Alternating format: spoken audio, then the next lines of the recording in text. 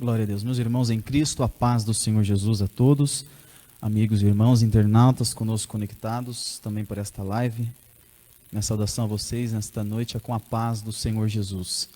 Glória a Deus. Temos louvado, temos glorificado ao Senhor, feito orações aqui e com certeza o nosso Deus permanecerá falando por intermédio de sua poderosa palavra. Convido aqui os irmãos que estão conosco reunidos nesta noite e também os que estão em sua casa, conectados com sua família, em seu lar, a abrir o texto sagrado, o texto bíblico juntamente comigo nesta noite, no segundo livro de Paulo, ou na segunda carta de Paulo a Timóteo, capítulo de número 4.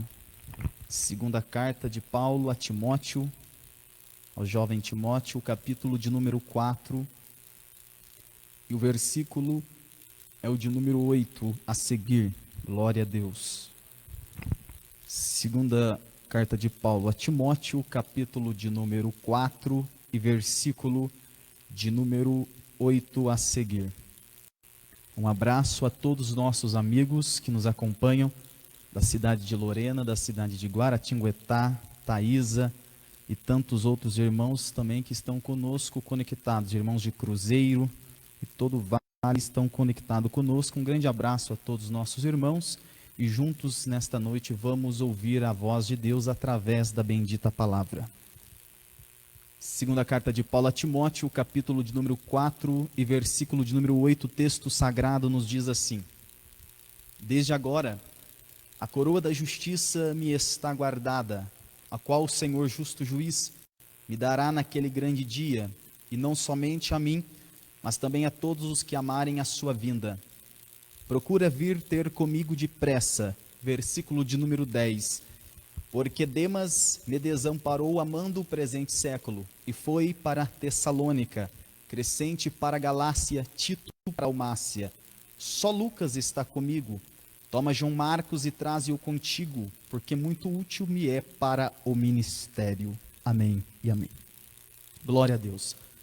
Amados irmãos em Cristo Jesus, amigos internautas conosco conectados, ao olhar para o texto bíblico, ao olhar para o texto sagrado, encontro na carta de Paulo a Timóteo a voz e a escrita de um homem que entende que o seu tempo nesta terra está se findando, conforme vemos o relato do apóstolo Paulo, já como que uma despedida ao jovem Timóteo e dando a ele algumas recomendações, por entender que estava próximo à sua partida deste mundo, mas que a sua coroa já estava garantida a ele. É interessante notarmos, ao olharmos para o texto bíblico, para o texto sagrado, é importante notarmos a maneira como que Paulo ele vem abordando e vem falando a este Timóteo, e entendermos que a vida do apóstolo Paulo, na verdade, é um marco na Bíblia. A vida do apóstolo Paulo, na verdade, é algo que quando nós começamos a estudá-la, ficamos intrigados, porque a vida deste homem, por nome Paulo, é algo extraordinário pela qual Deus vai realizando, cooperador Carlos, durante todo o tempo da sua vida. Quem estuda e quem analisa a vida deste homem, apóstolo Paulo, para mim chegar aqui aonde eu li, primeiro eu preciso fazer aqui a análise da vida deste grande apóstolo, alguém que não nasceu apóstolo, não nasceu discípulo, mas alguém que nasceu no meio de uma família nobre, há quem diga que da linhagem aristocrática. É interessante notarmos que Paulo, ao analisarmos toda a sua história e trajetória, aquilo que a Bíblia, os dados históricos que a Bíblia nos fala acerca da pessoa de Paulo, nós vamos ver Paulo falando diversas vezes que na sua idade ele subvejava, ele passava, Rodrigo, em zelo no farisaísmo, e ele, então, a Bíblia Sagrada diz que ele era tão zeloso que de todos da sua idade, ele ultrapassava, até suplantava em zelo e em amor por aquilo que ele fazia. O menino judeu, nascido numa família bastarda, este Paulo, nascido na cidade de Tarso, um judeu, mas alguém que conquistou a cidadania romana, logo pequeno, frequentou as escolas rabínicas, cresceu, aprendeu, cresceu em uma das escolas mais famosas, em uma das universidades mais famosas de seu tempo. A Bíblia diz, Rodrigo, que ele foi e cresceu aos pés de um dos maiores doutores da época, chamado Gamaliel. Este é o apóstolo Paulo que neste momento está narrando e falando com o jovem Timóteo. Um homem que cresceu, conquistou fama. A Bíblia diz que ele era um doutor da lei. Quando a Bíblia diz que ele era um doutor da lei, não quer dizer apenas que ele conhecia a legislação judaica. Ele não conhecia apenas a Torá. Era alguém que também se formou no meio de uma cultura helenística, aprendeu a legislação tanto judaica como também romana. Um poliglota, falava vários idiomas. Alguém estudioso, Carlos, que desde criança, desde menino, um judeu menino, desde os 4 anos já estava em escala de aprendizado. Um menino que cresceu e dedicou a sua vida inteira. Não se vê relatos que Paulo foi um homem casado, talvez pelo motivo dele se ocupar tanto com as coisas desta vida em seus estudos, ele não se preocupou em contrair ali um matrimônio, mas dedicou toda a sua vida em zelo ao farisaísmo, em zelo da obra pela qual ele cria, e pela qual ele entendia ser um propósito para a sua vida, e assim ele cresce, ele se desenvolve, e ele se forma um grande doutor, alguém conhecido dentro do cenário israelita, dentro do cenário da nação de Israel. E é interessante notarmos, amigos e irmãos que conosco estão conectados, é importante analisarmos que quando Paulo está saindo da universidade, quando Paulo já está como doutor formado, nós estamos aqui no 1º século da igreja. Cristo já havia cumprido toda a sua obra, já tinha morrido, já tinha ressuscitado, já tinha ensinado os seus discípulos e já tinha novamente agora ascendido aos céus. Só que a igreja está num processo de crescimento. O poder da igreja é um poder avassalador através do evangelho. A igreja cresce de maneira extraordinária. A igreja cresce de maneira sobre-humana. A Bíblia Sagrada, ela diz que a igreja, ela se mantém em um crescimento pela qual apavorava as civilizações aonde quer que ela chegava, Carlos. E a explicação disso é o apóstolo Paulo que nos dá, quando ele diz da seguinte maneira em Romanos capítulo 1, eu não me envergonho do evangelho de Cristo, porque pode até parecer ser escândalo para judeu e loucura para gregos, mas para nós que somos salvos, é o poder de Deus para a salvação daqueles que crê. Aonde a igreja chegava, Rodrigo, era algo extraordinário. Paulo chegou com o evangelho na cidade de Éfeso, e o templo da deusa Diana, que era uma das 7 maravilhas do mundo antigo, simplesmente ficou vazio. A igreja chegou em Tessalônica e as pessoas já começaram a comentar quando o evangelho começou a ser pregado. Aqueles que perturbam o mundo, chegou aqui também. O evangelho aonde ele entrava é um evangelho avassalador. Aonde ele entra como um tsunami, quebrando todo o sistema e todo o império do diabo e implantando ali o reino de Deus na terra. A igreja estava em total crescimento. É bem verdade que vários imperadores tentaram destruir a igreja durante todo o século durante todo o 1º século, Rodrigo, até a elevação de Constantino ao trono. Muitos imperadores tentaram destruir a igreja de várias maneiras. O que falar aqui de Nero? O que falar aqui de Diocleciano? O que falar aqui do imperador Juliano? O que falar aqui de tantos outros? O próprio Herodes tentou calar a boca dos profetas, tentou calar a boca dos apóstolos. O próprio Domiciliano, o último a tentar calar a boca do apóstolo João. Todos eles se levantaram como uma fúria muito grande contra o cristianismo e contra a igreja de Cristo na terra, contra o rebanho de Deus na terra.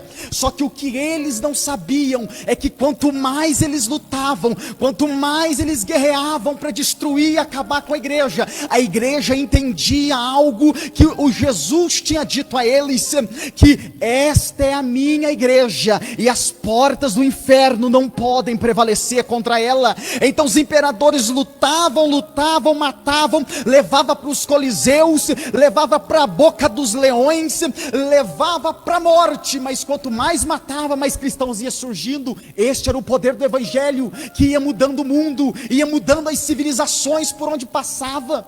É bem verdade que Jesus disse a eles, antes de vocês saírem pregando, Primeiro vocês precisam ser capacitados e cheios, preenchidos e completos pelo Espírito Santo. Por isso, em Atos capítulo 1, versículo 8, a Bíblia diz: Jesus, antes de ascender aos céus, ele disse aos seus discípulos que estavam ficando da seguinte maneira: e recebereis a virtude do Espírito Santo que há de vir sobre vós, e ser-me-eis testemunhas tanto em Jerusalém como na Judéia, Samaria e até os confins da terra.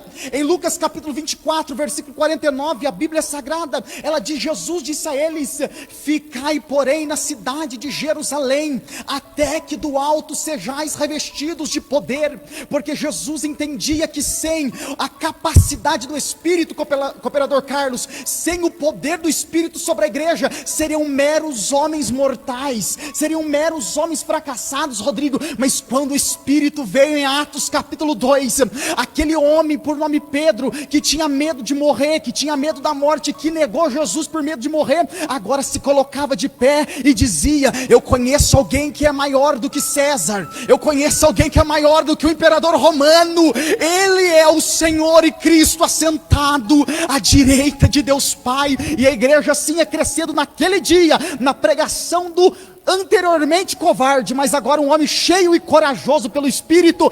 3.000 almas se agregaram ao rebanho de Cristo pela pregação do Evangelho, pregada pelo apóstolo Pedro. A igreja está em crescimento, a igreja está avançando, mas a Bíblia Sagrada diz que um certo homem, que estudou a vida inteira, Rodrigo, aprendeu, conhecia alguns idiomas, era um poliglota, conheceu a legislação romana, conhecia a legislação judaica, conhecia a Torá, conhecia 615 leis catalogadas, a lei civil, a lei moral, a lei cerimonial, conhecia de tudo, era um fariseu, era alguém destacado, era um doutor, e ele achou que poderia levantar o peito, andar de nariz empinado pelas ruas de Jerusalém, e achou que poderia sair matando crente por aí, achou que poderia sair prendendo crente, dizendo isso ser um zelo pelo seu farisaísmo. E um dia ele se levanta, a Bíblia diz em Atos capítulo 9, ele se levanta, e em Jerusalém parece que tudo já se cessou,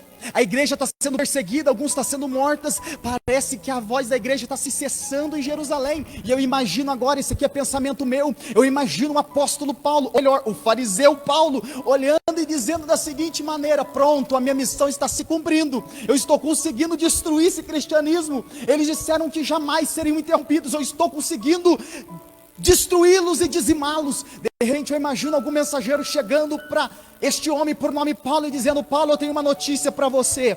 Paulo coçando a cabeça dizendo: que seja uma notícia boa, diga. Eu imagino esse mensageiro chegando e dizendo: nós conseguimos calar esses crentes aqui em Jerusalém, parece um ali, outro aqui, a gente prende, a gente mata, a gente faz isso, a gente faz aquilo, a gente faz eles blasfemar contra a fé dele, a gente persegue, aqui a gente conseguiu reduzir um pouco, mas eu acabei de saber de uma notícia, que Damasco está pegando fogo, os crentes estão pregando para todo lado, é paralítico levantando, é cego enxergando, e a gente falando que o nome de Jesus tem poder. Oh glória, oh glória. Eu imagino Paulo se levantando com a fúria, pegou cartas, em Atos capítulo 9, ele pegou cartas com o sumo sacerdote, pegou liberação para ir para Damasco, e prender e até matar, e a Bíblia diz, Rodrigo, em Atos capítulo 9, que ele saiu respirando ameaças de morte. Paulo era alguém que respirava e transpirava ameaças de morte, um homem que saiu em direção a Damasco dizendo: hoje eu mato. Quando Paulo ou Saulo foi em direção a Damasco dizendo: hoje eu mato, Deus se levantou do céu, do trono, dizendo: hoje eu vou ao encontro para dar vida. Quer ver? A Bíblia diz que ele está chegando perto de Damasco, é um homem bravo, eu vou matar, eu vou prender. Carlos, eu acho interessante que Paulo é um homem bravo, eu vou matar, eu vou prender, eu vou levar cativo, eu vou destruir a fé deles. O que eu acho interessante é que ele está dizendo: eu vou destruir todo mundo. Quando ele está caminhando, Jesus se apresenta e diz: Saulo, Saulo. Quando a Bíblia diz, isso aqui foi um comentário de Hernandes Dias Lopes, e eu achei interessante. Hernandes Dias Lopes faz o seguinte comentário sobre essa questão de respirar ameaça de morte. Ele diz que isso é como que uma imagem exata, uma figura de linguagem, de uma imagem exata, de um animal furioso sobre a sua presa, respirando com raiva e com ódio de morte. E é interessante que quando Jesus vai falar com Paulo, Rodrigo, ele diz o seguinte: quem é você para resistir aos meus aguilhões? Aguilhão era um instrumento que eles usavam com um boi bravo. Quando Jesus disse para ele, ele estava dizendo mais ou menos assim: amados internautas, tu tá achando que tu é boi bravo, né? Tu tá achando que tu é grande, né? Tu tá achando que ninguém te amansa, né? Não amansa até se encontrar com o mestre dos mestres.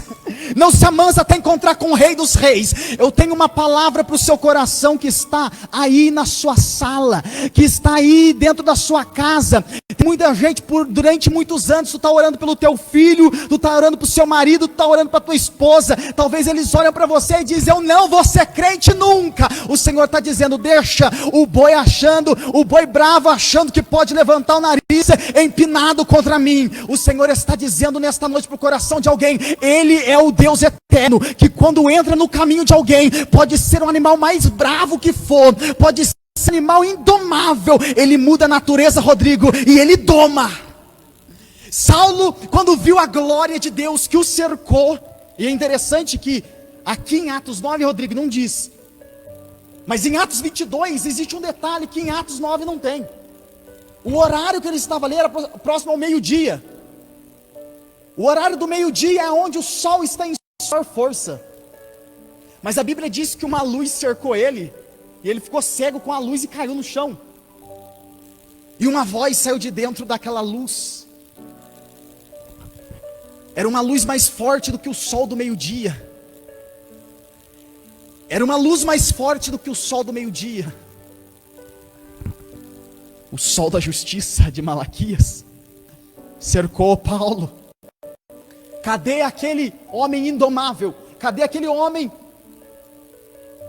que ninguém consegue peitá-lo? Agora está no chão dizendo: Senhor, o que queres que eu te faça? E a conversa que ele teve com a voz é omitido para nós em Atos capítulo 9, mas é relatado para nós em Atos capítulo 22, que a conversa deles foi no idioma hebraico. Jesus falou com ele de dentro da luz em um idioma hebraico.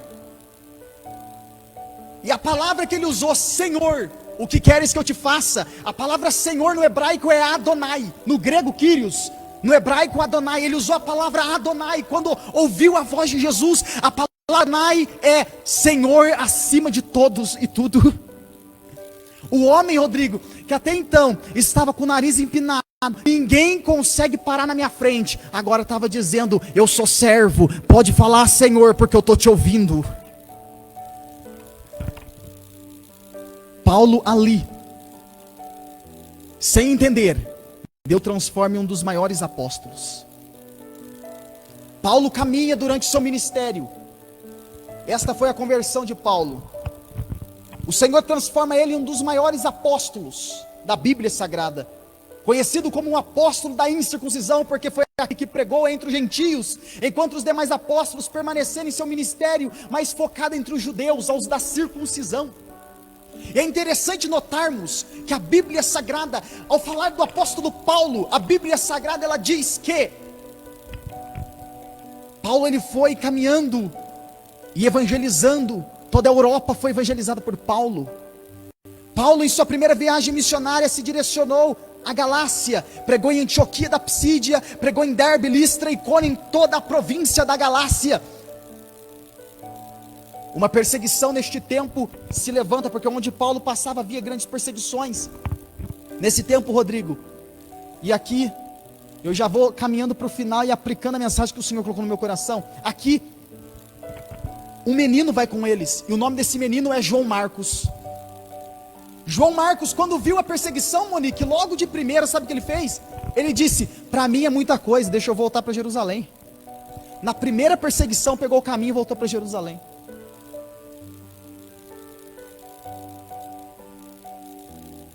E Paulo, guarda isso consigo. A gente está na obra missionária, esse menino nos abandonou e voltou para Jerusalém. Mas é vida que segue.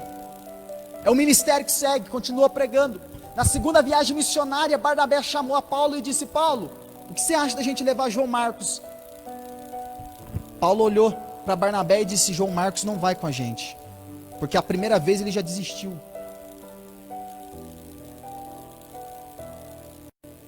Só que Paulo, ele não deu uma segunda chance para João Marcos. E é interessante que Barnabé é uma figura bem representativa dentro da passagem, Rodrigo. Porque o nome Barnabé significa consolador, consolação.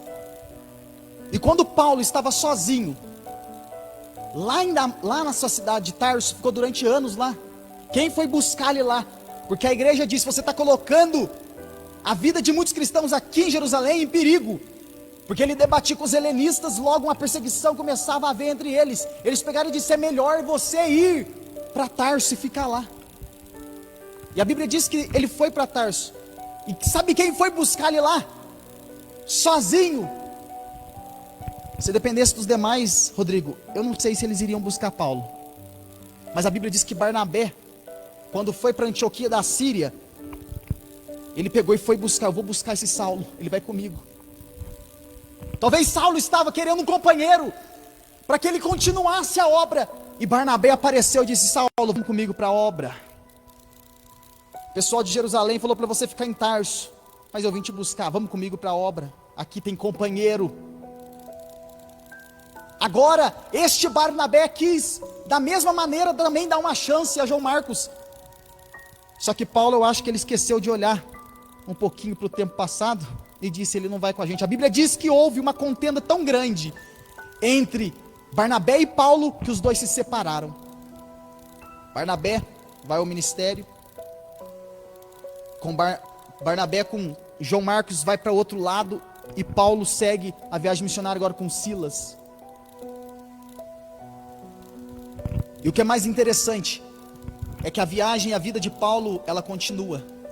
Eu quero destacar duas coisas aqui, meu amado irmão em Cristo Jesus.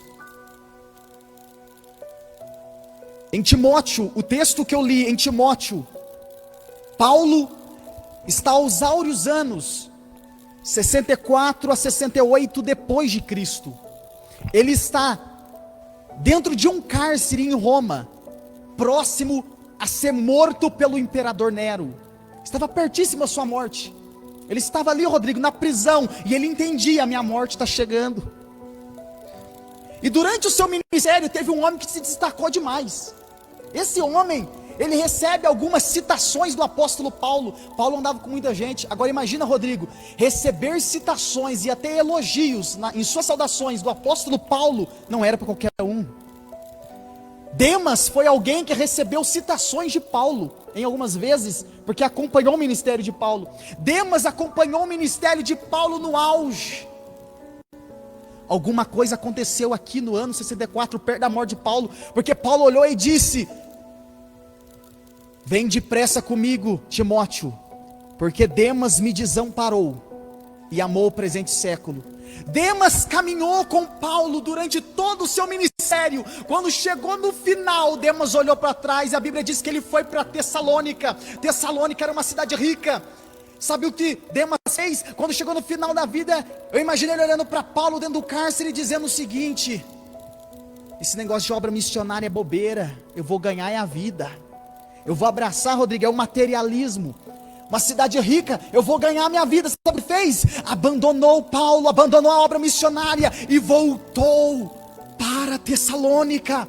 Foi até o final e voltou. Neste tempo Paulo está se recordando, e eu imagino o sofrimento no coração e a ferida do coração do apóstolo, dizendo da seguinte maneira: alguém me acompanhou durante toda a minha carreira e agora me abandonou dentro de uma prisão.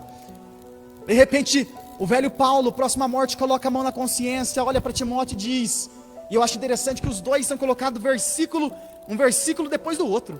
Primeiro fala de Demas, e depois fala de João Marcos. Demas foi até o final com Paulo. Quando chegou no auge, Paulo está na cadeia e ele voltou, desistiu de tudo. De repente, Paulo olha e diz o seguinte: cadê João Marcos? Cadê João Marcos? Quem, Paulo? aquele que nos abandonou na primeira viagem missionária, aquele que nos abandonou lá no começo, cadê ele? O coração ferido do apóstolo, cadê João Marcos? Demas andou comigo durante toda a vida, mas desistiu, mas cadê João Marcos? Traze-me ele, porque muito útil é para o ministério. Traze-me João Marcos, porque muito útil é para o ministério. Traze-me João Marcos, porque muito útil é para o ministério. Sabe o que eu vejo aqui? Eu vejo, Rodrigo, a imagem de duas pessoas exatamente no que nós vivemos hoje. A imagem de um homem chamado Demas e a imagem de um homem chamado João Marcos. Existem pessoas que estão me acompanhando aí dentro da sua casa, dentro do seu lar, junto com a sua família. Existem pessoas aí, talvez que são como Demas, mas também existem pessoas aí que talvez sejam como João Marcos. Quem é Juan? Demas. Demas é o tipo de pessoa, Rodrigo, que caminha firme durante toda, quando chega no final desiste. João Marcos é alguém que muitas vezes começa até de maneira desastrosa, tropeçando, errando, mas que no final da vida vai ouvir Paulo dizendo: traze-me porque ele é útil. Sabe qual é a imagem dos dois? Demas é alguém que vai até o final e volta. Marcos é alguém que não começa bem, mas chega até o final. Eu tenho uma palavra de Deus para o seu coração. Muitos, eu não estou aqui para falar de Demas. Demas é um tipo de pessoa fracassada, que quando chega no final, volta para trás. Eu não quero falar do tipo de pessoa Demas. Nesta noite eu vim falar com o João Marcos da vida. Eu vim falar com pessoas como Marcos, que sofreram, que padeceram, que ouviram pessoas dizendo: você não é capaz, você não tem jeito, você não consegue, você é uma pessoa desastrosa, começou mal. O Senhor me traz nessa noite para entregar uma palavra profética para a sua vida, para o seu coração, para a sua família. Talvez o seu filho seja um João Marcos, talvez a sua esposa seja um João Marcos, talvez a sua família seja um João Marcos, alguém que viveu coisas desastrosas na vida, mas o meu Deus me traz aqui nesta noite para dizer: não importa a maneira como você começou, o importa é a maneira como você termina. Porque, Rodrigo, eu acho interessante, em Mateus capítulo 24, Jesus ele disse: aquele que perseverar até o fim, este será salvo. Na nossa vida aqui, no nosso mundo, em uma Olimpíada, quem ganha é quem chega em primeiro. Na Olimpíada, quem ganha é quem chega em primeiro, quem chega em segundo e quem chega em terceiro. No reino de Deus não. No reino de Deus não é quem chega em primeiro, não é quem chega em segundo e não é quem chega em terceiro. No reino de Deus, sabe quem é que vence? Quem chega até o final. O meu Deus está te chamando nesta noite, chamando a tua atenção para dizer: ei, você é um João Marcos, começou de maneira desastrosa. Muitas coisas na sua vida parecem não ter jeito, muitas coisas na sua vida parecem uma verdadeira impossibilidade, circunstâncias existenciais cercaram a sua vida, e você olha para o lado e diz: não tem jeito, para mim não tem como. O meu Deus me traz aqui nesta noite para dizer para o coração de alguém: ainda há esperança para a árvore que foi cortada, ao cheiro das águas ela voltará a Ramanavasurimaia, ao cheiro das águas ela tornará a brotar. O Senhor está dizendo: o que importa não é a maneira como você começa, o importante é a maneira como você termina. Não importa se você comece mal, o que importa é se você vai chegar até o fim. Aleluia. Esta imagem, Rodrigo, de Demas e João Marcos. Paulo elogiou Demas durante vários textos da Bíblia, em suas saudações, mas agora no final da vida ele é obrigado a olhar e dizer: ele me abandonou. Agora, Marcos foi alguém que ouviu da boca do próprio apóstolo: você não vai com a gente, você é menino, você é imaturo. E eu não julgo Paulo, porque se a gente vive, Rodrigo, com uma pessoa imatura, que não tem a mesma maturidade que nós do ministério, é normal, é humano da nossa parte, às vezes, não ser compreensivo com alguém que é imaturo. É normal, nós somos humanos, e esse lado eu entendo Paulo. Paulo ele não queria que alguém o seguisse, mas que ficasse desistindo e oscilando no meio da caminhada, não tinha a mesma maturidade que ele. Só que a chance que Barnabé deu para João Marcos fez ele amadurecer no ministério. De maneira que hoje, se nós abrirmos o Novo Testamento, no segundo livro, quem escreveu foi ele, Marcos. aprenda a dar uma chance para alguém, porque hoje ele pode ser desastroso, hoje ele pode ser imaturo, mas amanhã você pode estar dizendo assim como Paulo: ele me é útil para o ministério. O seu filho hoje, a sua esposa hoje, o seu marido hoje, a sua família hoje, eu não sei, alguém da sua casa hoje pode ser um desastre pela ótica humana, mas dê uma chance a ele, porque o meu Deus é aquele que pega as coisas loucas deste mundo para confundir as sábias. O meu Deus é aquele, não existe, Rodrigo, pau torto para o meu Deus. A turma costuma dizer, pau torto, que nasceu torto, morre torto. Mentira, eu conheço um carpinteiro que sabe pegar madeira, eu conheço um carpinteiro que sabe pegar madeira torta e transformar em móvel novo. Olha e diz, esse barro é ruim, mas eu conheço um oleiro que sabe pegar o barro e moldar conforme a mão do Eterno.